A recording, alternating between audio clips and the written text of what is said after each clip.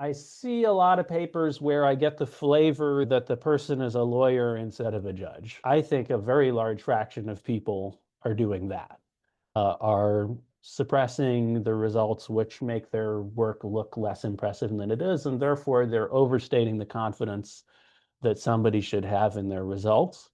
And I think people who get used to reading papers discount results as a result of that. How would you get good at shooting free throws? Well, you go to the gym and you shoot hundreds of free throws every day, and eventually you're going to get better at it. And the process by which you get better at it is you throw the ball towards the basket and you immediately get feedback on whether your shot went in or not. And I think when we're evaluating papers, which are making causal claims, we're basically shooting free throws with a blindfold on, because when you're done writing your paper, Zeus never comes out of the clouds and tells you, oh, actually, theta was 5.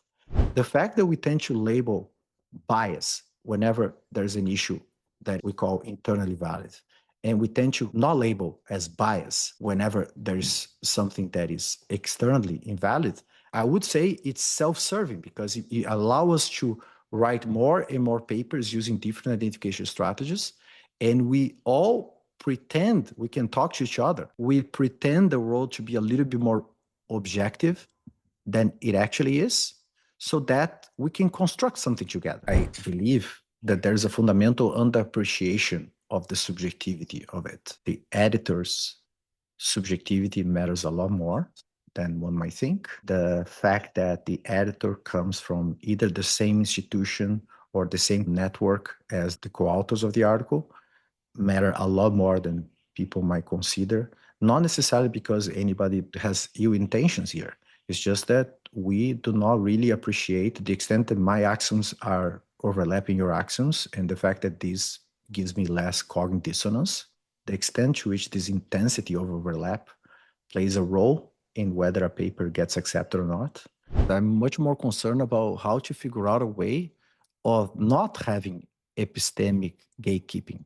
If all these estimates are out there, then we come up with algorithms to reweight them depending on certain priors we might have, depending on the different dimensions. If you care more about accuracy, if you care more about a particular niche of the population, future AIs will be particularly well positioned to help us figuring out, after we have all the data out there, how to come up with better potential weighted averages depending on our prompt. Essentially, your view of things is that you need to just publish everything, even estimates, which I would have labeled as being uninformative estimates because they're too imprecise. You want to just hear the results of everything and then let people sort that out later with the understanding that every little nugget of information that we have is potentially informative.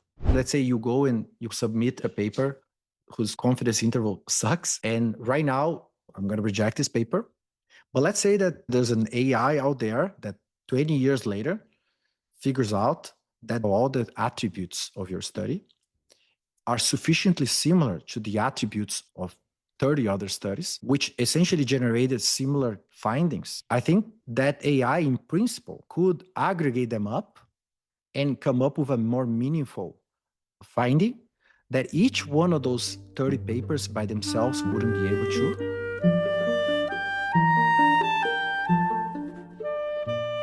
So you've been in the business of writing papers and being a professor for many years now.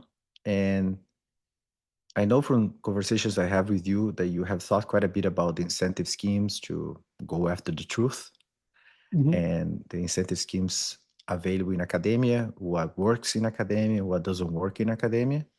And of course, most of your ideas, and the same way as with me, most of my ideas will probably going to be a better model about how it works in economics versus other fields. But I was wondering what you have to say about that. Yeah. So, I mean, I don't want to be too pessimistic about the incentives, but I think there clearly are incentives to, let me put it this way. If you think about the way that the court system works, for example, you have an adversarial system of trying to learn the truth, where you have a lawyer for the defense and a lawyer for the prosecution, and they're each there arguing a particular case. And through having those parties argue their case as strongly as possible, then you reach the truth and there's There's sort of an impartial judge or jury whose job it is to evaluate the arguments and decide what they think is true. I think academia, when people write papers, there is a presumption that the person who is writing the paper is operating as a judge, and it makes sense to have them operate from a judge's perspective, where their only obligation is to advance the truth rather than to advance the argument of their client. I think there are a lot of reasons why it's not good to have a model for academia where you advance the view of the client, because, for example, it's hard for other people to check your work. So it would be very easy to construct arguments which actually don't make sense, but an outsider wouldn't realize that the argument doesn't make sense. Or there may not be somebody who's willing to take the other side of the argument. There may not be somebody out there who's motivated to work on the same topic that you've worked on. A lot of people, they're the only person working on that topic, or there are only a few people working on the topic, and none of those people have the opposite view of you from you. So things which might make a lawyer model work in other situations aren't present in academia. And so you really need to have people taking sort of the judge approach to writing papers and to communicating knowledge. And I think I'm concerned a little bit that I see a lot of papers where I get the flavor that the person is a lawyer instead of a judge. I think that manifests itself in several ways. One is simply that people are lawyers for the quality of their work rather than judges for the quality of their work.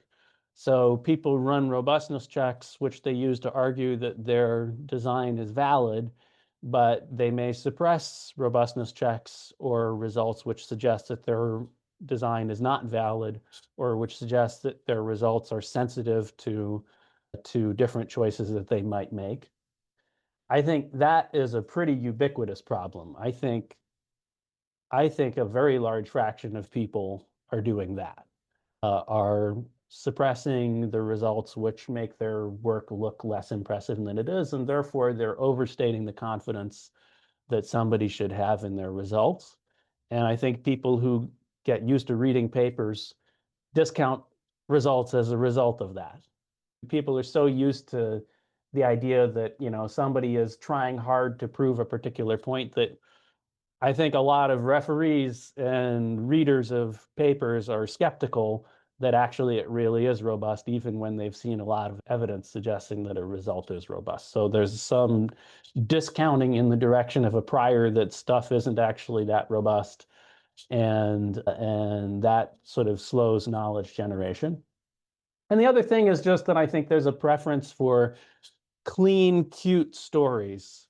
There's clearly a preference by readers of economics papers, at least evaluators, editors and referees, have a preference for papers where either the result is clean in a particular way, or really oftentimes where the result is cute in a particular way, where it ties up loose ends or makes them laugh a little bit internally about the way that people are, or makes them support something which they already believed before they look at the data, or it confirms their political views, something like that. It's clear that there are certain results which are perceived by people as being more desirable than other results.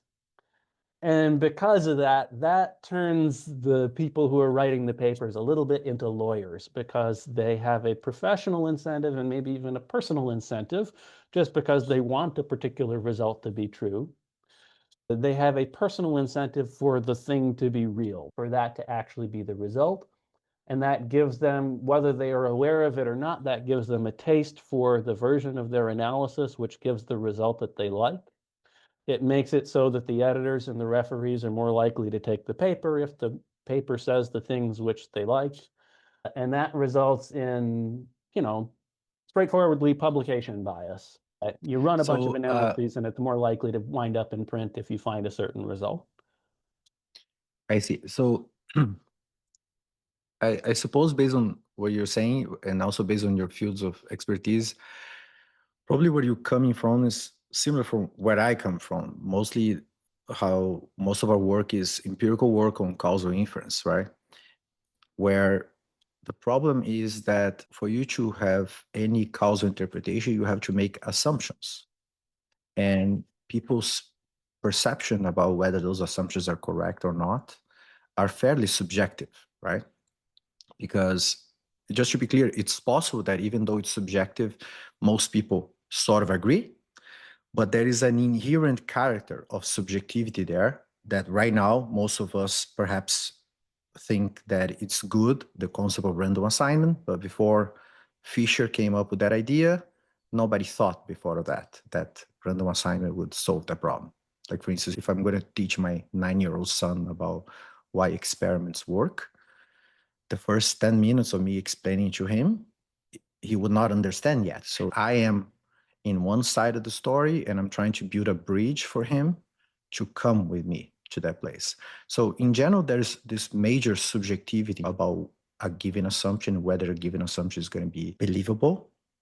And the concern about that is, I believe, that there's a fundamental underappreciation of the subjectivity of it.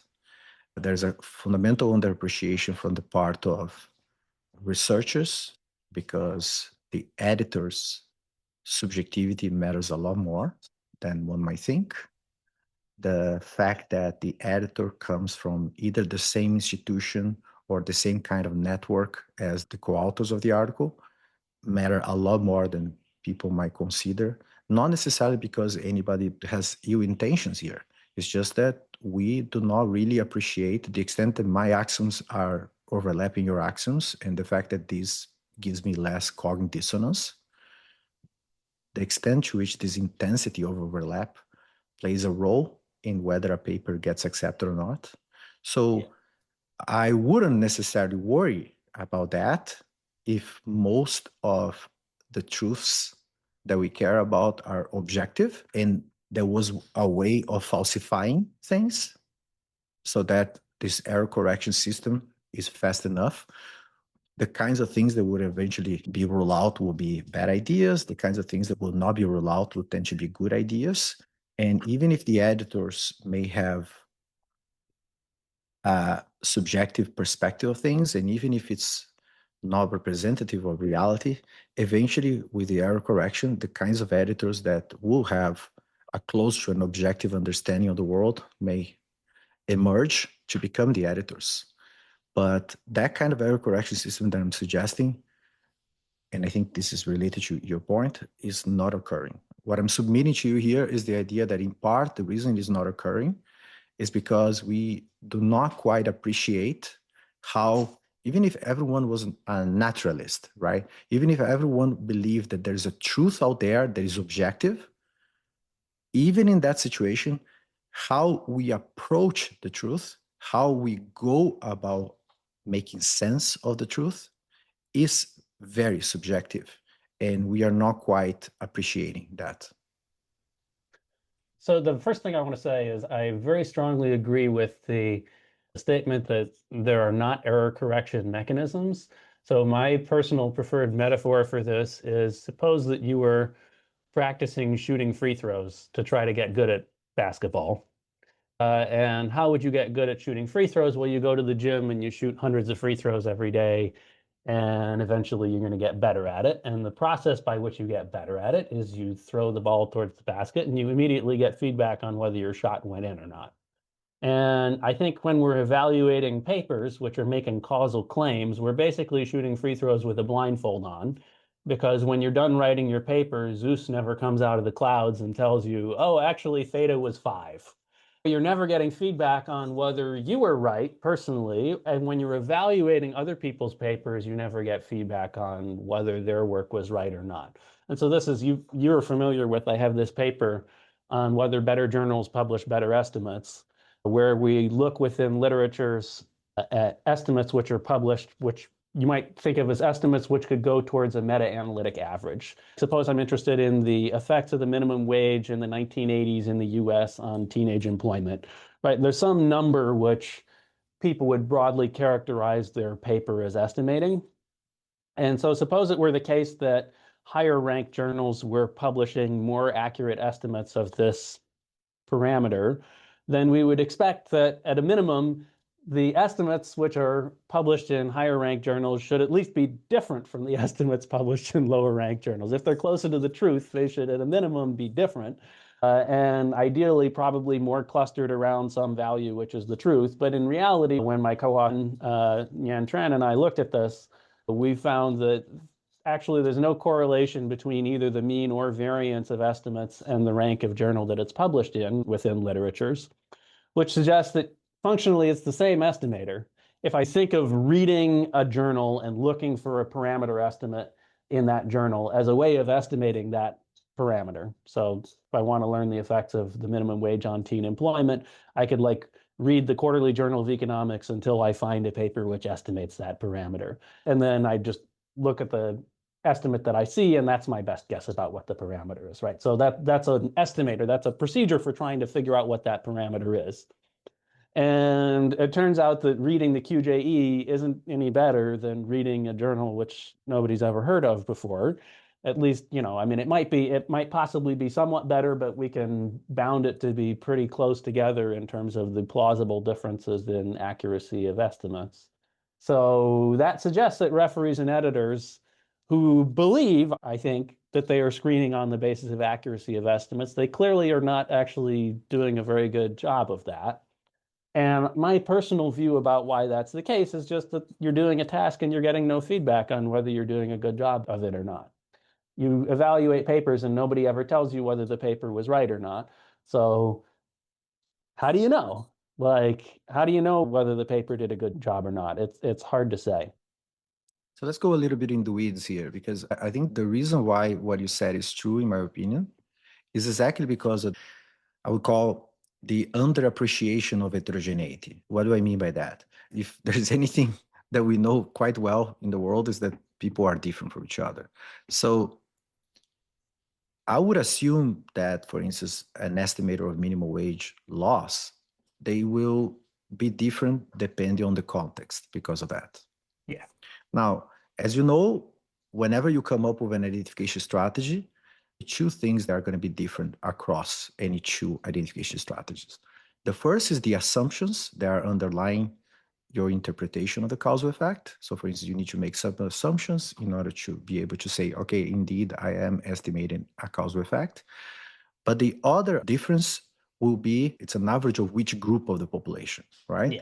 And you come up with an instrumental variable. Of course, the group will be the compliers for that instrumental variable. You come up with another instrumental variable, you will be the compliers for that second instrumental variable. And of course, those compliers are often very different from each other. Yep. And therefore, there is a legitimate reason why those two IV estimates could essentially be different from each other, and yet they are both true in the sense that those underlying assumptions are correct. But of course, the moment those IV estimates are different, in principle, at least one of those two things could be happening, right? At least one of those two underlying identification assumptions could be wrong, or they would all be right, but somehow the heterogeneous effect and the fact that you're coming up with different averages of different groups would lead them to be I right. completely agree. I think one way to translate what you just said is that, external validity concerns might be large relative to internal validity concerns. Completely agree with that statement. So then why does nobody care about external validity, right? Referees and editors will if you have internal validity problems with your paper defined not in terms of necessarily sampling error, but defined in terms of hypothetically, if you had infinity observations in your sample, would you have had a bias in your estimate? Like that, people care about enormously in evaluation of papers.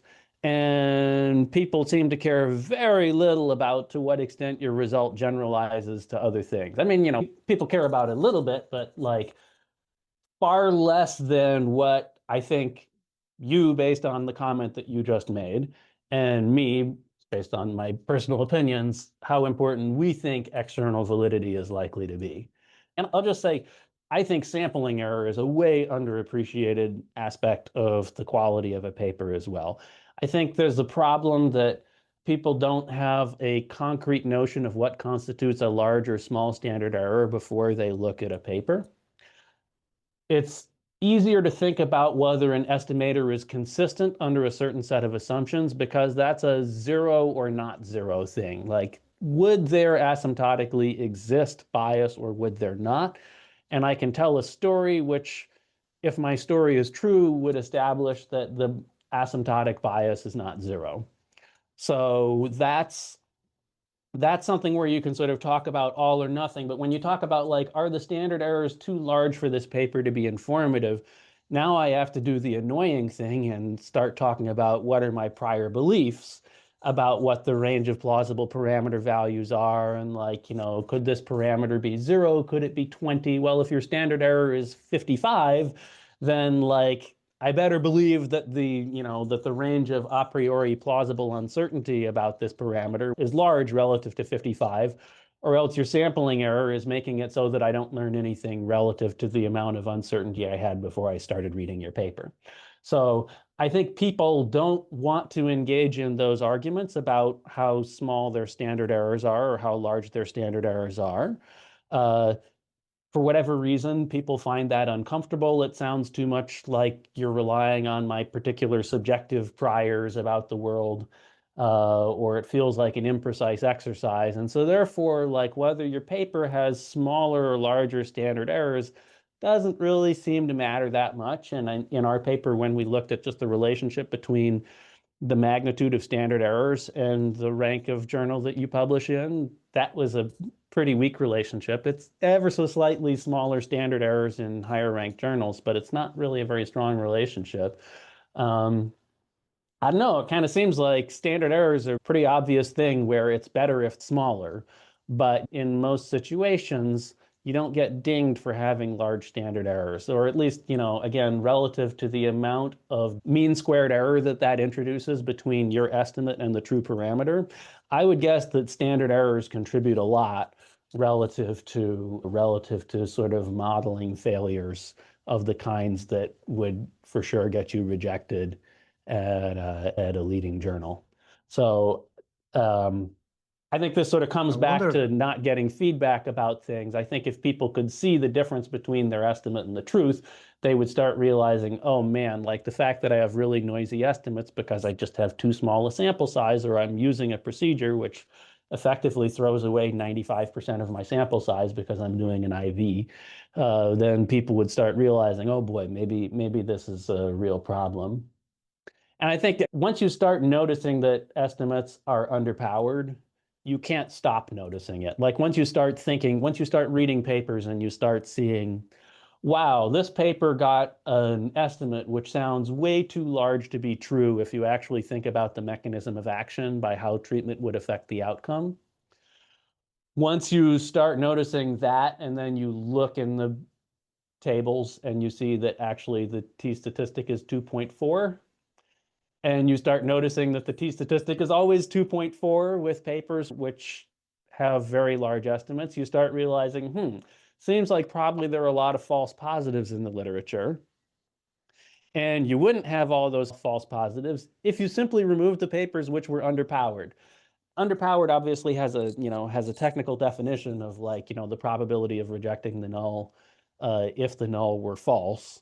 But I think maybe a better word for underpowered is just that the standard errors are so large that the estimates are uninformative. So I just think there's an epidemic of papers which are underpowered in that sense, in the sense of the standard errors being too large to learn anything.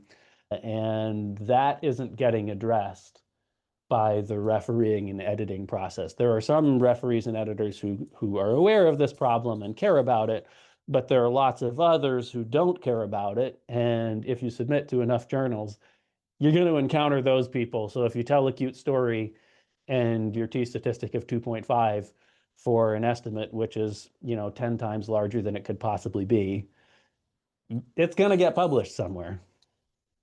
So I think you're talking about two different things, and I wonder if it's worth separating them. One thing would be that people rely too much on reporting or even distilling information coming from the point estimate instead of showing the confidence interval, let's say. Yes. Yeah. So that is one thing. Yeah. And of course, I fully agree with everything you said about that.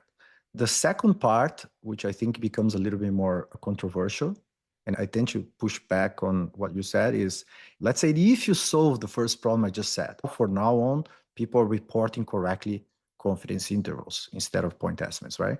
In that world, I would love to see papers that have a large confidence interval if it happens to be speaking about a world that is full of ambiguity. I would not like to see a world where people are pretending the world is simpler and less ambiguous than it actually is. You see? So there's a little bit of a, let's say, a second moment kind of publication bias going on here too. If you restrict to only precise estimates to be out there because of this issue, right? I'm less concerned about screening on the basis of standard errors because there's a pretty straightforward way that standard errors are calculated.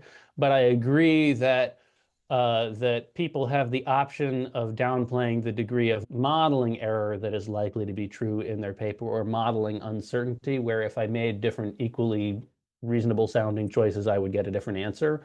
Clearly, there are modeling errors. They're important. I think, if you look at these mini analyst studies where they give a bunch of different people the same data, tell them to run the same analysis, and then you compare their estimates and they all get different estimates, it looks like the variance of estimates due to simply different data cleaning and modeling choices seems to be comparable to the variance of estimates that comes out of sampling error. So I think your statement there is about like the degree of uncertainty that I should have about the true parameter is greater than the degree of uncertainty which I get just simply from my standard errors, because standard errors are only commenting on, like, if I'd drawn a different sample, how different would my parameter value be? I completely agree with that statement. And I think that if you set up a world where you reward people for having precise or informative estimates, you're immediately, just the incentive structure is going to produce something where people downplay their uncertainty in the same way that currently the incentive structure is to produce statistically significant results. And so people are more likely to produce statistically significant results. I agree with everything you said, but in the example you gave, you're allowing people to run different analysis with the same DGP. So imagine, for instance, that we are talking about a more complex world, which I think is a very real world, the world of, say, psychology, right? I think a lot of the replication crisis you see in psychology, of course, as always, there could be some researchers out there that cheat. But I think most of the reason why we find this crisis of replication in psychology is not really because of that. I think most people try to do the right thing. What actually is happening, probably, that's my conjecture, is that people are underestimating the degree to which there is heterogeneity in the world. What do I mean by that? It's like whenever we report, say, a standard error in a given experiment, let's say you go and you use, say, you do an experiment for some students of a given college, let's say Princeton University, right? And then you're going to do what you think is the same design experiment, but in a different sample, let's say University of Chicago students, and then Duke University students, and so on. And then the moment you start doing this, every one of these studies, they're essentially reporting a standard error, assuming random sample, assuming IID. So I would conjecture that that assumption is substantially wrong in most of the situations. And of course, the reason you do that is that classical econometrics typically assumes that. So it's typically the classic thing that most people would do. But then whenever you report your standard errors, you're reporting a standard error that would tend to, if you are an outsider reading that paper, you would tend to think that Princeton University students were an actual random sample of the full population of world students, or So perhaps your world story people. can be disentangled from the story about publication bias. So they both argue that if I see a statistically significant result and I try to replicate it, there's going to be a good chance that I fail to replicate statistical significance, because statistically significant results should be selected for being scenarios where you have an unusually large effect. But if what's going on is just that there's heterogeneity across people, then there's not going to be a systematic pattern that, like, the first estimate tends to be larger in magnitude than the second one. So absolutely, the kids at Stanford might be different from the kids at Duke, but there shouldn't be a reason why systematically the first published paper has a larger estimate than the other. It should be functionally as good as random. let's say the Stanford kids were the ones where there's a larger effect and the Duke kids are the ones with the smaller effect. It shouldn't be systematically that the first papers were all done at Stanford and the second papers were all done at Duke. It should be that sometimes the first paper was done on the set of students where there was the smaller effect. And then when you replicate it, you go back and you find, oh, wow, actually, there was a lot larger effect size than we thought initially. So if when people replicate a paper, they tend to get larger magnitude effect sizes a large fraction of the time, then that sort of is consistent with the external validity type story that you're talking about, where it's like, well, you just have different populations of people. It's not quite the same experiment. If instead you have a publication bias type story, where either you run a bunch of experiments and you don't report them all, or you run an experiment and you have different ways to analyze it, you have like the forking paths way to analyze it, then, and you select the one which gives you the story that you wanted to hear, either because you know that statistically significant estimates are more likely to be published, so that's a sort of, a career concern story thing, or simply like the person writing the paper thinks there's something there. Why bother writing it if you didn't think there was going to be an effect there? So I think people are, there's this selection that the people who write papers about the effect of X on Y generally are people who think there is an effect of X on Y. This is part of why I think the lawyer model doesn't work well, is because the people who think there isn't an effect of X on Y don't write papers about the effect of X on Y. So because of that, the sort of person writing a paper about an effect of X on Y is going to look at two analyses which seem equally valid to them, and the one which suggests there's an effect of X on Y, they're going to think, well, maybe that's the one which is right, and there's some problem with the other analysis, and know exactly why, but I know this is the better way to do things. So even if it's not intentional p-hacking, nonetheless, you get an unintentional process of biasing the published record. Yeah. Of course, I'm not disputing that there's publication bias. I understand that there are several sources of publication bias, and I would even venture to say that that other part you said, the forking path, as I'm working on my papers, right? If I'm estimating, say, a return to schooling paper, and I find a negative effect, I'm way more likely to check whether there's an error in the code than if I find a positive effect. Totally. That asymmetry of effort that I'm going to exert to check on my code error, that asymmetry is already enough for us in equilibrium to have a lot of problems of publication bias. Exactly. So, and of course, we understand that any rational person would probably exert more effort to try to detect an error in their code if they find a negative effect versus if they observe a positive effect. Any rational person would, just by pure energy preservation, you would like to allocate your resources efficiently, right? So all these issues are really serious issues, and they can generate all this bias that we're talking about. Well, what I'm saying is that over and above that, I would say that there's let me call it a self-serving bias going on here.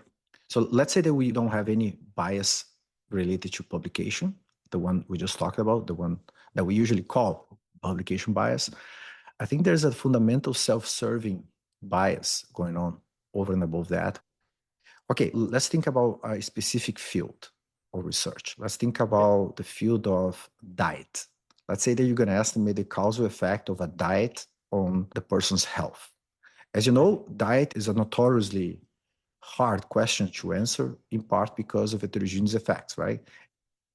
In a world like that, you would expect that whoever is doing causal analysis on diet will have less things to say for the general public.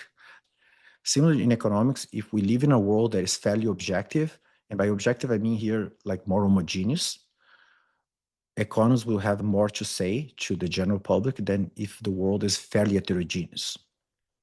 Just because in a world... You're using the word subjective, to be clear, you're using the word subjective to mean that it's sort of, the answer is more conditional. It's not necessarily that there isn't a right answer. It's not that there isn't an answer of like, oh, if you eat another steak, you're going to die of a heart attack next week. Yeah, like there is an answer to that question for people. It's just that it's an unknown answer for you individually. Yeah, I'm using the word subjective here in an imprecise way. It's related to what I said earlier, right? Imagine we live in a world that is objective, but still, it could be objective about whether if I take an aspirin, I no longer have a headache.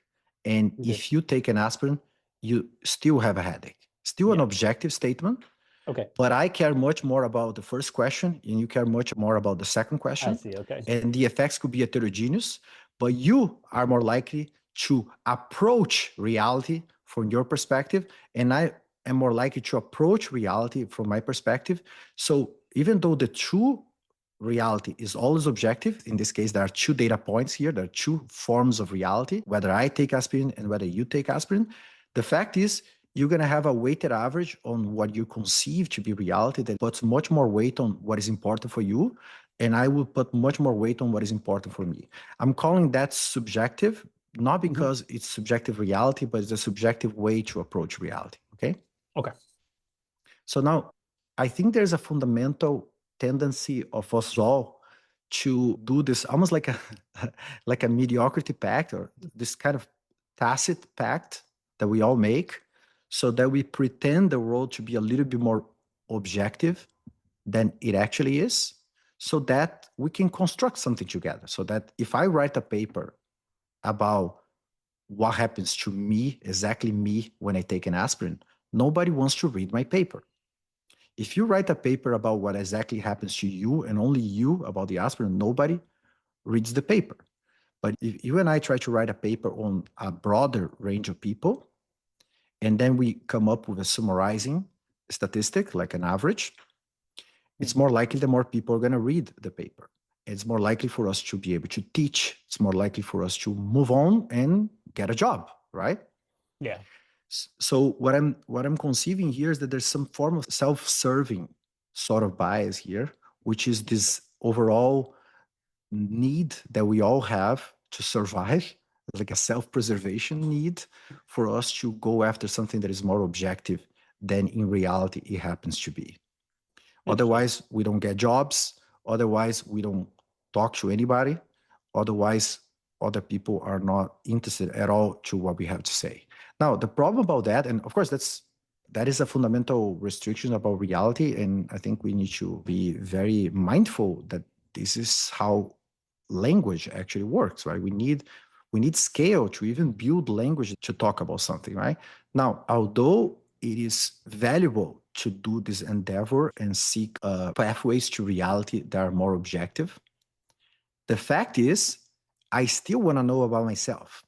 The fact is, you still want to know about yourself. Like, for instance, if I have a particular disease right now and I'm going to read the best articles published in that topic, as I have tried to do in other moments in my life where I have some problem, I go and read a paper. I am often surprised about how little value I get out of those papers. And of course, it has a lot to do with the fact that that paper is usually talking about an average. They are not using information that I have about myself, about my context. And in many situations, you do find there are some people with the job of kind of building a bridge that is more subjective about this. Like, for instance, you have your clinician who might have read that paper themselves and may, upon asking me a bunch of questions, he or she might try to tell me a little bit more of, let's say, tailored advice on what I should do. Needless to say, particularly in the United States right now, these clinicians don't have much time to ask those questions. They have a protocol that is, again, fairly objective because, again, self-serving.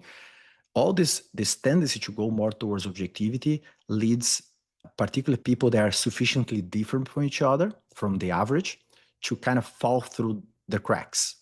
And that's my conjecture about why people that tend to be either underrepresented minorities and things like that, they tend to be more underserved, even if you actually solve the problem of making them go there, they find a worse fit of a clinician or the studies that have been done for the problem that he or she has tends to be a worse fit than the problem that they actually have. All those things are So actually happening, I think. I have two takes related to what you're just saying. One of them basically agrees with it, and the other is exactly contradicts it. So, I mean, it's not that it disagrees with it, but I think disagrees with how you would implement it in practice. So, in terms of thinking about how you would get there, so I completely agree with the statement that there are heterogeneous effects and that you should care about that heterogeneity a lot and trying to understand that heterogeneity. I think in practice, the way that people try to implement the sorts of comment that you just made is to do heterogeneity analyses in papers. And I don't like heterogeneity analyses in papers because I think they're chronically way underpowered. I think it's Andrew Gelman has the rule of 16 that if you're gonna try to do a statistical test for whether an interaction effect exists. So suppose you have a sample which is split exactly between treatment and control. So you've done an RCT, you split it exactly between treatment and control. You have exactly half of your sample are male and female. And suppose that the interaction effect between, let's say, male and treatment is like half as large as the overall effect. So under those parameters, to maintain your statistical power, to have the same statistical power for the interaction effect, you would need 16 times more sample than you need to have that level of power for the main effect. So the sample requirements for heterogeneous treatment effects are so daunting that in practice, it's very hard to actually get heterogeneous effects. And so I always think of this whenever I see papers where it's just sort of like we estimate this effect and then we estimate the effect among, women and we estimate it among Hispanics and blah, blah, blah. And it's like, well, your main effect was already way too imprecise to learn much of anything. And so your attempts to figure out something about treatment effect heterogeneity, this is just, you're reading a lot of signal into what seems like a lot of noise to me. Um, so I don't like the way that people operationalize your advice in practice, even though I completely agree with the point that you're making. I think that the way to operationalize that is to just start off from the perspective of saying, like, here's my theory about why X affects Y. And so I have my chain of events by which I think, if I give payments to parents, here's why I think it's going to affect the kids' outcomes, is because I think it's going to change the amount that parents invest in tutoring. And here's how large I think the effect of tutoring is, blah, blah, blah, blah, blah. And then you compare the magnitude of estimate that you obtain for the overall effect of X on Y with your back of the envelope model, and you say, do these two things seem congruent with each other or not? And if they seem congruent with each other, then that tells you that's sort of supports your view that actually the mechanism of action is this particular thing that you believed beforehand. And if it's incongruent, then you say, well, maybe I need to change my view about what the likely mechanisms of action are. So that sort of suggests that like the heterogeneity analyses that you want to do in papers are almost never going to be like I interact treatment with like male and female. It's almost always going to be something that's more narrowly related to like I'm really expecting big treatment effect differences between these types of people and those types of people. So I generally don't really want to see heterogeneity analyses in papers. Or at least, I don't really care that much about seeing them unless it's a heterogeneity analysis, which speaks very specifically to some story of like, these are the people who really ought to be affected if this is the mechanism of action. Um, but then, like, I still want to, even without a heterogeneity analysis, I still want to hear what you think the mechanism of action is and how large you think those effects should be, because again, that tells you if I have some information to allow me to reason about whether this is the sort of person for whom the mechanism of action is more or less important, then like that's going to tell me the treatment effect is going to be larger or smaller for that person. I agree with everything you said, but that's not where I was going. Like, for instance, I do agree that if people are trying to solve the problem I told you that way, this will generate a kind of problem, the one you talked about. Yeah. However, I would say that if you solve the first problem I told you about, which is you report the confidence intervals properly, this could still be informative, as in So, there's so what nothing would, one can say about things or something like that, right? If you report things like, we do not have enough data to tell anything about this, or sometimes like some people in empirical work say, like, we have suggestive evidence, but we have very little to say in terms of that dimension of heterogeneity versus the average effect in general. I think that's still useful. Now, I would say there's another alternative to solve the problem I mentioned, which is actually much more ubiquitous than actually going after heterogeneous effects, which is the idea that we see all over the place in not only in economics, but in epidemiology, in psychology, everything, which is just you go and you estimate effects, and there's this underlying presumption that you are in a world of homogeneous treatment effects. Because you are essentially, like for instance, you look at most meta-analysis, there is this fundamental underlying idea that all these are different random draws, all these are giving you different beta hats of the same beta, which of course, this would only be true under random sample, and this is not necessarily true. For instance, let's think specifically about economics, right? Different identification strategies will essentially give you an average effect under their assumptions. Under the axiom that those assumptions are correct, you will get a different beta hat, a different estimate of the average causal effect. Sometimes it's average treatment effect, sometimes average treatment effect on the treaty, sometimes it's local average treatment effect, and different IVs will give you different local average treatment effects and so on.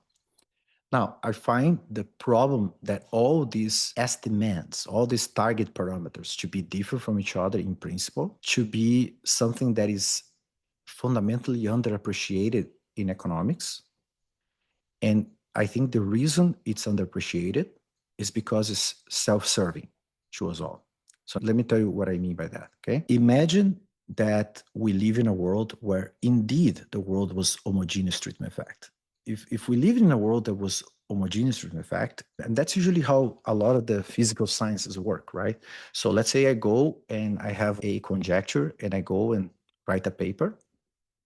Let's say for the sake of argument, I go after the causal effect of number of years of schooling on earnings, and I use a particular data set and I add a bunch of controls, observed controls, and I estimate something.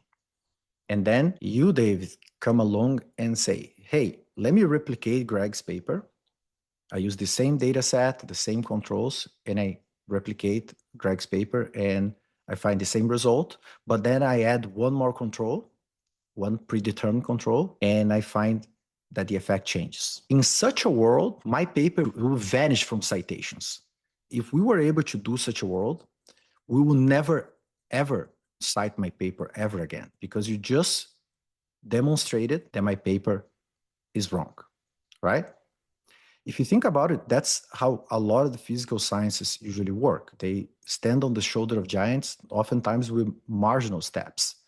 And people don't cite papers that have, at some point, we thought they were right, but now we know for a fact is wrong. Again, I would like to just make the point that this is under homogeneous treatment effect. Yep. Under heterogeneous treatment effect, you can no longer do that, right? Under heterogeneous effects, if you are controlling for one more thing, in principle, the weighted average you're getting could be different than the weighted average I'm getting. So two things are actually changing when you go from one specification, which is mine, versus another specification. Two things, which is what is the conditional independence assumption that you're making? So it's possible that my assumption is wrong, but your assumption happens to be right. Or it's possible that my assumption is wrong and your assumption is also wrong, but in different ways. But there's a second thing, which is the idea of the fact that the target parameter in principle could be different. Also, of course, there's a change in the sampling error too. Yeah. But I think so in practice, if you had a very large sample where you could like very clearly reject that's what I mean. Exactly. So now this problem becomes even more complicated if you go to instrumental variables, right? Because instrumental variables, whenever I use a instrumental variable, I'm going to go and argue with you why my instrumental variable is valid. And there's going to be essentially three reasons why two different IVs could be different from each other. Let's say we found different beta hats, but also you and I have different confidence intervals. My IV, it has a specific set of compliers, so the target parameter is going to be different from your IV. My first stage is going to be different than yours, so all these issues you mentioned about the rate to which the confidence interval is going to be tight or not tight is going to be changed, but also the bias of the IV. As we all know, IVs are actually biased. So any tiny bias could matter a lot more if the first stage is low versus if the first stage is not low. Yep. So all those things are changing. And that means there's no way that you can stand on the shoulder of giants in that case, right? There's no way that you can come along and say, hey, let me replicate Greg's paper. I found this result. Let me go with another paper with essentially another IV and arrive at a given point estimate. And you cannot look back and say, hey, Greg's paper is wrong. Of course, under homogeneous treatment effect, you might be able to say something like that as long as you have enough sample, enough first stage, right? You'll be able to say that. And that, of course, in that situation, it will mean that there will be some form of way of growing, of building science that by adding more and more papers to it, right? Because you can sort of like stand on the shoulders of giants, like even marginal changes over time. After you write 50 papers on it, we will know something about the result. Now, the reason I'm talking about that is that in causal analysis, I cannot be falsified. I really can't. Because if you find something that is different from what I did, I can always claim that my compliers are sufficiently different from yours. It's not because my validity assumption is wrong and your validity assumption is right.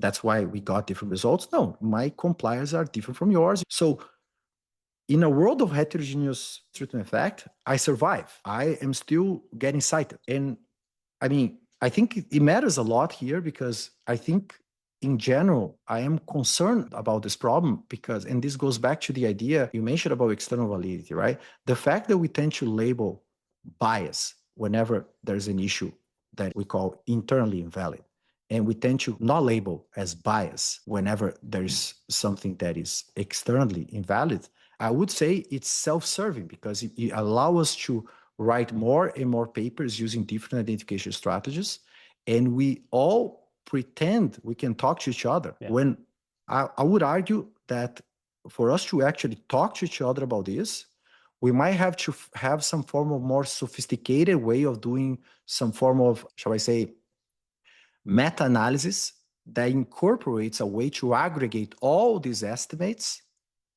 under potentially different priors, depending on the likelihood of each assumption to be correct, together with, in a world of heterogeneous effect, the fact that there could be some overlap, but maybe not a full overlap of the building blocks of those averages. Maybe there is a person that's going to be a complier in one study, but not in the other. And just to make the last point here, to the extent that IVs, that instrumental variables, are going after compliers only, and because one complier will be very different from another complier, therefore one IV could be very different from another IV, we're not quite lowering the weight that such study gives to science in general, because they happen to change the target parameter quite a bit more than, say, an OLS. Like whenever you do an OLS, you have all kinds of problems of endogeneity, of internal validity, as we all know. But when you go from one OLS with one set of controls to another OLS with another set of controls, with just an additional control or something like that, maybe I'm reaching here, but I think I have this intuition that there is some sense to which the reason you will find different estimates there is less likely to be due to this heterogeneity or treatment effect than when you go from one IV to another IV, which are completely different sets of compliers. Does that make sense?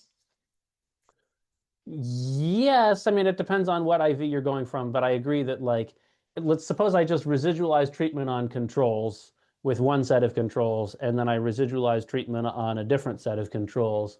What's the correlation between those two residualized treatments? Generally, that correlation is going to be very high if I'm just adding in one additional control. Whereas if I say, what is my correlation between my fitted value of treatment that I obtain with one IV versus with another IV? Usually if the IVs are kind of unrelated IVs rather than repackaging the same IV in a slightly different way, generally the correlation is going to be pretty low there. Yeah. So you're fundamentally using the same variation as I change controls in OLS. You tend to be using the same variation much more than you're using the same variation when you move from having one IV to having another one. Yes. And now just to circle back, my claim is that therefore the premium of us all pretending we are under homogeneous treatment effect is much higher under IVs than under OLS. The premium of that illusion. So for instance, I often find to be a little bit damning for me how most textbooks, even in grad school, they often use the concept of homogeneous treatment effect. I understand the value of speaking like that for deductive reasons, but I find that where heterogeneous effect enters in the discussion of textbook is almost like to talk about IVs, as in, oh, IVs go after the late and not eight. Yeah. But they're not talking about the fact that it's very difficult to do causal analysis that is nested, so that we can actually compare results and use that to, again, stand on the shoulder of giants, to actually falsify work, and therefore for certain papers should never be cited ever again. And I'm concerned about that because I think one potential implication of that would be we could be working 100 years in some topics in labor economics, like returns to schooling or effects of minimum wage or things like that. And maybe after 100 years working there, we'll still have a very ambiguous understanding of the world. It's almost like what I'm suggesting, what I'm submitting is the following idea. We might, as economists that we are, consider not only the value per se of writing a paper, but the potential externality that that paper has generated for future papers. What do I mean by that? It's like every time I go, let's say I have a nice instrumental variable or even a regressive discontinuity design. So I go and estimate this causal effect and I publish really well. Because there's this fundamental bias of people understanding through objectivity and homogeneous treatment effect, and because people care so much about internal validity, my paper will always be in the memory of editors and referees whenever somebody comes along and write a paper after me that finds something that is more generalizable. Yes. But it is sufficiently different from my effect, the effect that I estimate, just because my effect happens to be niche. Essentially, in that situation, if that is what occurred, I essentially create a tiny negative externality for all papers in the future, right? And not necessarily for papers in the future, but in general for our approach to come closer to the truth, right? And what matters for me here is that to the extent that there is any slight trade-off between internal validity and external validity, and as you know, in practice, we often find that trade-off whenever we are trying to come up with the very best identification strategy to make sure we nail internal validity, we oftentimes need to focus on a niche kind of group of the population. To the extent that there is some form of trade-off like that, I am particularly concerned about this externality that gets generated across papers, because I am getting a lot of the credit on a work I did, but I'm almost distorting the overall understanding of what should be the overall causal effect. In fact, if you actually look in most meta-analysis, of course, there are several different methodologies in meta-analysis, but one key weight they tend to put is on how high is the quality of your journal. And in a world that is biased in terms of internal validity, my paper is more likely to be well published in that situation. So it will be given more weight than papers that don't have necessarily very good internal validity, but might be more representative of reality. So I want to come back. I think I want to talk a little bit more about falsifiability because I basically don't agree with the idea of falsifiability quite. But I first want to hear what is the actionable advice that you would give to people based on the comments you've just been giving? What do you think people should be doing differently?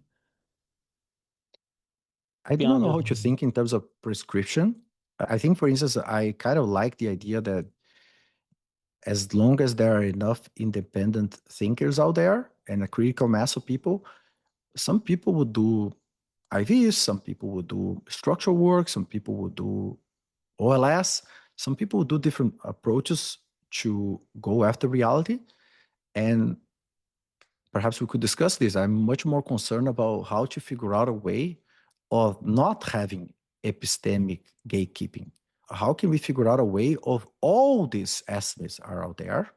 And after all these estimates are out there, and then we come up with algorithms to reweight them depending on certain priors we might have, depending on the different dimensions. If you care more about accuracy, if you care more about a particular niche population, like for instance, I would argue that perhaps not the current AI, but perhaps future AIs will be particularly well positioned to help us figuring out, after we have all the data out there, how to come up with better potential weighted averages depending on our prompt. Like, for instance, if I tell, let's say, ChatGPT about my current condition and I talk about my race, my age, who am I, all my features, all my characteristics, they might be able to fish out of this pool of data something that is more interesting for me, and they might be able to do the same for you under a different prompt.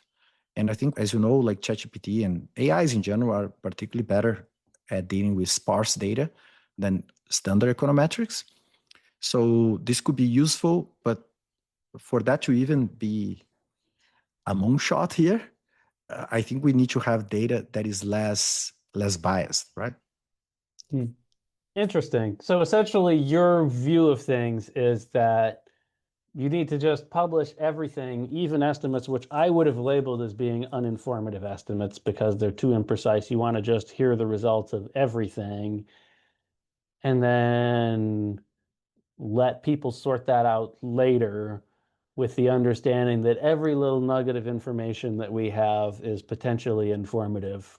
Is that what's different between your advice versus the advice I was giving? I agree. That's what I'm suggesting versus what you were suggesting. I would say, though, that I think it's possible that for certain situations, the signal to noise ratio will be so low that you might want to do a little bit of a lasso and you weight zero, those kinds Yeah. of studies. Essentially, for all intents and purposes, this paper never got published, right? Yeah. However, I would say that to do that upfront, ex ante, is dangerous because it will be suppressing information that currently will be bad, but perhaps could be useful in the future. So, for instance, I would conjecture that, let's say you go and you submit a paper whose confidence interval sucks, is so bad. And right now, as the editor of that journal, I would say, no, I'm going to reject this paper.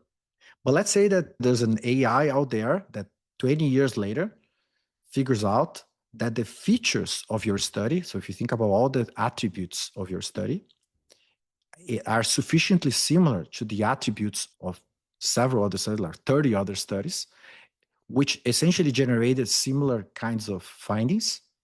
I think that AI, in principle, could aggregate them up and come up with a more meaningful finding that each one of those 30 papers by themselves wouldn't be able to.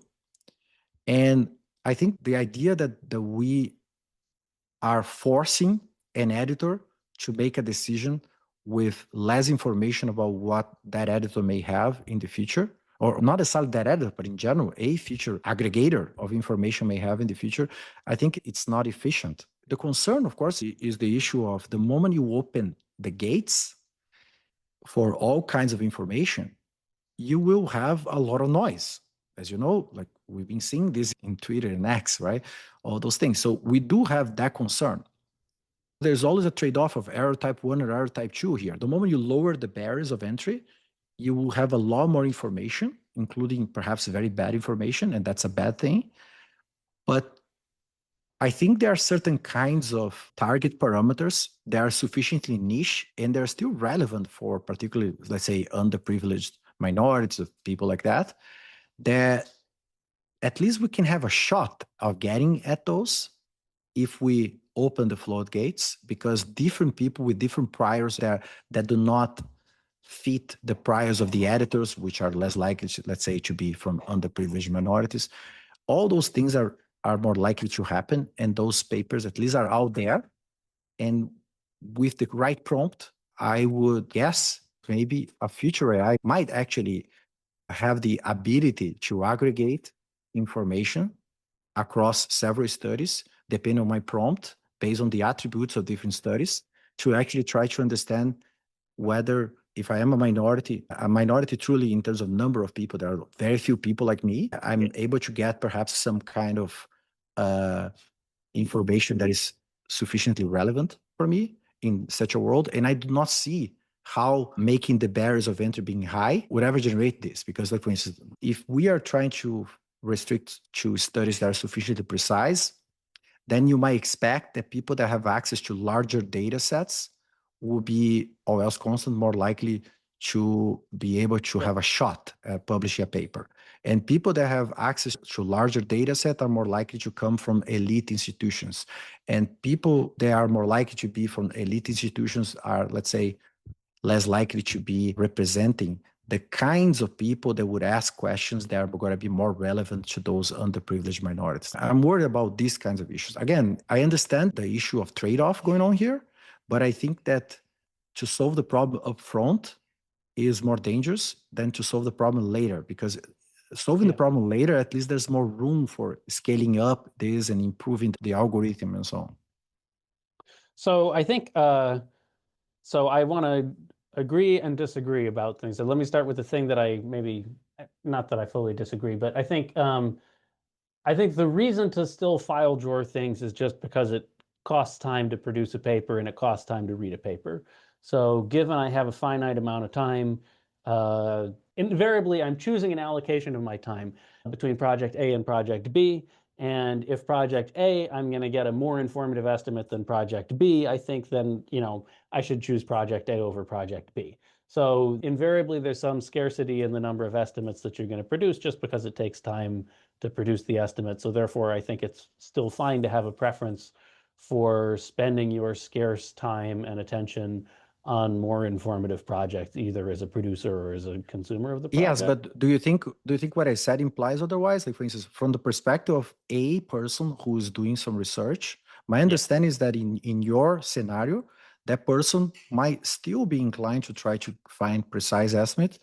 But once that person does not find a precise estimate in his or her studies, they don't even publish the paper. And so I think that's a bigger punishment than in my scenario, where that person would still publish that paper and that paper might turn out to be very irrelevant, certainly irrelevant in the short run, but in the future, if that paper turned out to be more relevant because there are more equally irrelevant papers backing up that finding, that paper is going to be given more weight in the future. So I think that from the perspective of like a producer, I don't see why this will be worse.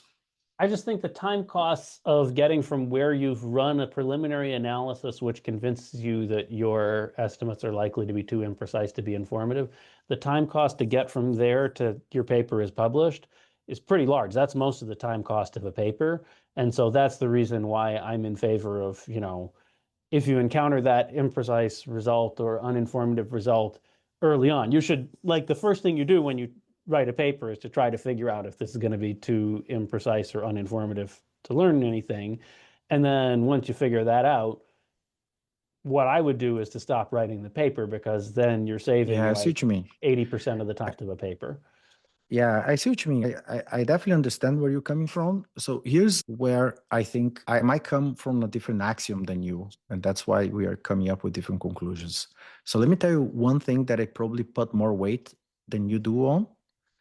I am particularly worried about biased data sets. With AI, there are ways that you can try to circumvent biased data sets by reweighting the data to put more emphasis on some groups than others, even though in the population, the data set is different. But this may not be true for things that are particularly niche, right? So it's going to be really hard for you to go after questions that maybe only a handful of people have had a particular experience.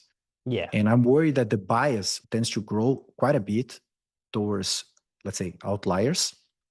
Even the reason why I set up this thing that we're having here is that I believe that right now we are not collecting enough data points for a future AI, not even now, but for a future AI about conversations that have more nuance.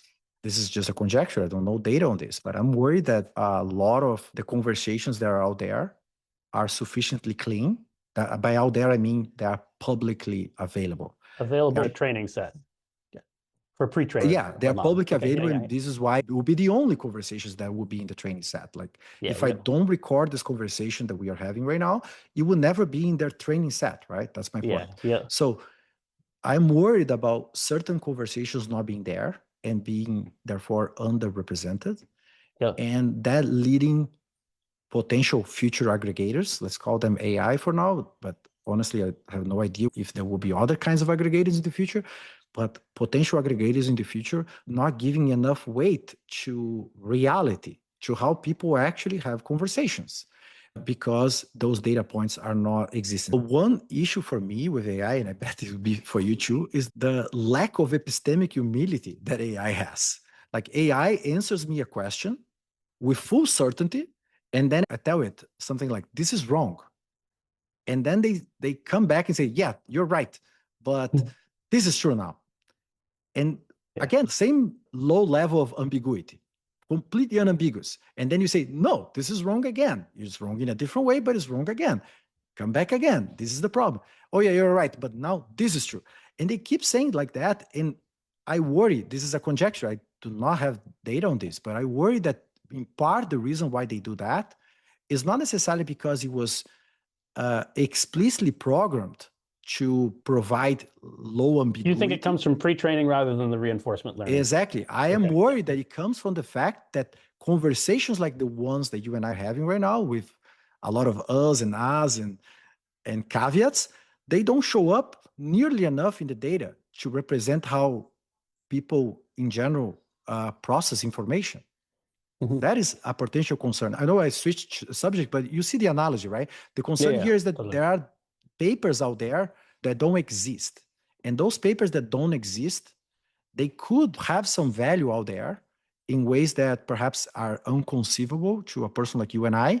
But that is the interesting thing about ChatGPT, right? They can find ways of, let's say, quotes unquote, conceiving from very, niche kind of experiences, right? They have ways of aggregating and fishing data from very sparse data.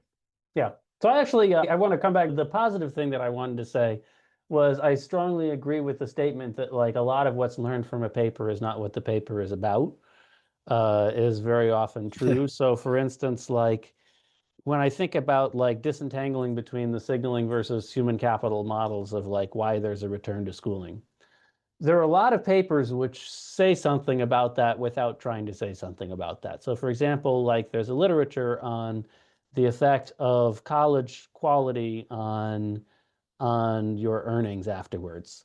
And that literature shows, for instance, that like if you go to UT Permian Basin instead of UT Austin, that those two things are equally good, or maybe UT Permian Basin is even better for your earnings than going to UT Austin, even though UT Austin is a vastly more selective university, and everybody sort of agrees that's the prestige place to go.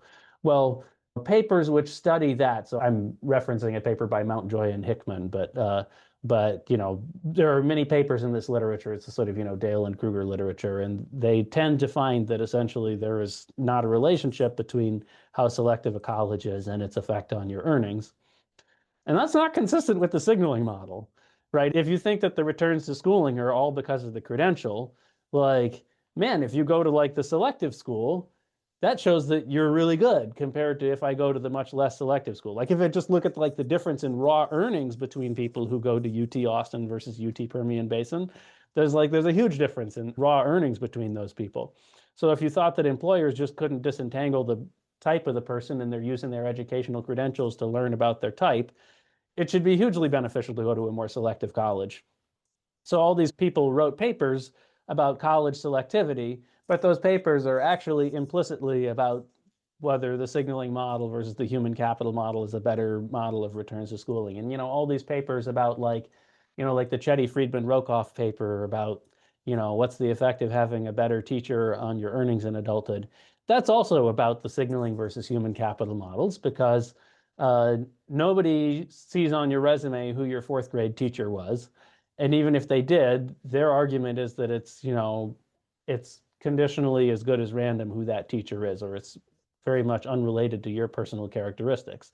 So if you thought that, people aren't actually learning anything of value in school, then you should probably believe that it doesn't matter who your teacher was. And if you think that there's human capital that people are picking up from going to school, then the Chetty Friedman Rokoff stuff is more consistent with that. So you should be updating about the validity of those two models of the world based on findings in papers, which the person who wrote those papers would never dream of pitching their paper as being about signaling versus human capital models. That would be like maybe 10th on the list of motivations, optimistically, that they would come up with for their paper. And yet, nonetheless, it's important evidence which speaks to a question which is of interest to plenty of people.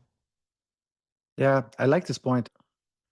So let me make a meta point here, right? Because it's almost like you're making the case for what I said earlier, right? So you just had an idea. Let's say that that idea was an original idea, the one you just had, which is let's make a connection across literatures to be able to put more weight on the accuracy of a given literature, right? Yes. Effectively, we don't have space to write papers like that. And yet, if you lower the barriers of entry, like for instance, in a place like YouTube or Spotify, of course, there's a chance that people are going to speak a bunch of stuff that don't make sense. But some people make a point like the one you just made. And that point can percolate a huge network of people who may come up with the next, let's say, soft idea. Let's call soft idea an idea that is good, but is sufficiently not large enough so that you can write a paper about it, right? Yeah. So that can percolate so that the network now can build on that idea to build something else and so on. I worry about this type of error when we create epistemic gatekeeping, because I particularly worry about that in the world of heterogeneous effects, in the world of causal analysis. It's entirely possible that the current setting that we have in science cannot accommodate people that have sufficiently niche experiences. Like, let me give you an example. I said that in one of my videos, actually. When I look at me versus Carol, right? So I'm the kind of person that are fairly close to the average in a lot of stuff. As in, whenever I take a medicine and people say there are only mild side effects, I have only mild side effects. Whenever Carol takes a medicine and that says there's only mild side effects, something screws up with her. So there's a large side effect for her. Now, I do not know why that's the case. It's really hard to understand why that's the case. But the fact is, it's almost like for me, for most things that I do in life, if I go to page one of Google, it works for me. And then I would look at what Carol does, because Carol is much more like an optimizer than I am. I'm more like a satisficer. And for a long time, I would look at her and say, why do you spend so much time doing this? Why do you spend so much time doing research to figure out what is the right thing for you to take and things like that? But then over the years, I started realizing that she gets burned a lot by following the first page of Google. She really does. And I never do, or very rarely do. So she goes to the fifth page of Google and she finds a better fit for her.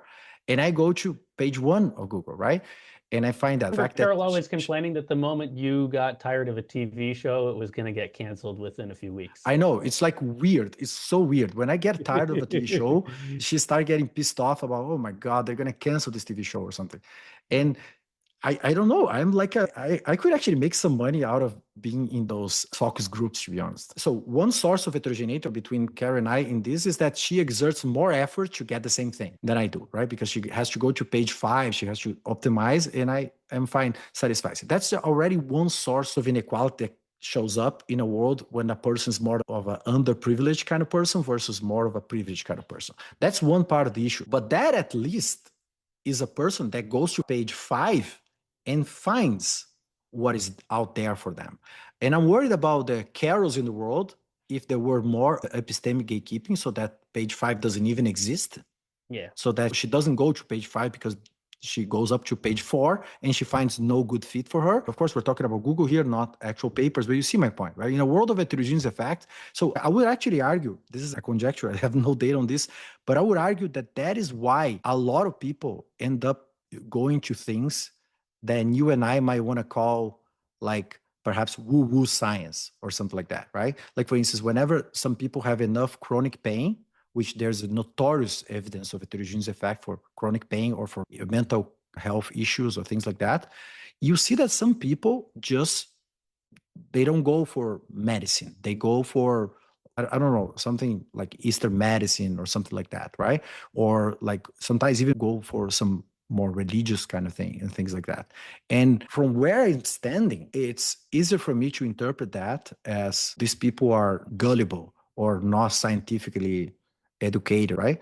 But another interpretation of what is happening is that perhaps these people are kind of jaded, that the current methods of science cannot go after what they want or what they need. And people like me are less jaded about that. You see, so I do not know. This is so complicated, but that would be my concern about doing some form of gatekeeping ex ante. Yeah. Anyway, this is why we're doing things like that, right? We can talk about this and we can actually understand better ideas, even though we're all doing some half thoughts here. we're not publishing things, right? If you think about it, each of our ideas here could be understood as essentially a publication, like in the way we're talking about, right? Yeah, the category of ideas which would get published in a journal is much narrower than the category of ideas that somebody could have and that they might express with words. It's not obvious that the category of ideas which are valuable is a strict subset of the category That's of right. ideas That's which are right. publishable in journals. Yeah, and just to get back at the point that you and I are saying before, the problem with that is that now you also have a lot of noise, a lot of bad information. The moment you lower the barriers of entry, you will have a lot of bad information. And the key question that maybe you and I might have a different opinion about, and perhaps we can even discuss in the future, what would be the desirable features of an algorithm that will give a megaphone for information that is more likely to be accurate and would lower down the volume for information that is less likely to be accurate? And how would we even think about that? I think you sort of alluded a little bit about the issue of internal validity versus external validity, and also the issue of noise. But maybe we can think more about that in the future. Good. Sounds fun. Okay. Cool. Cool, David. Hey, Thanks. great to see Bye. you.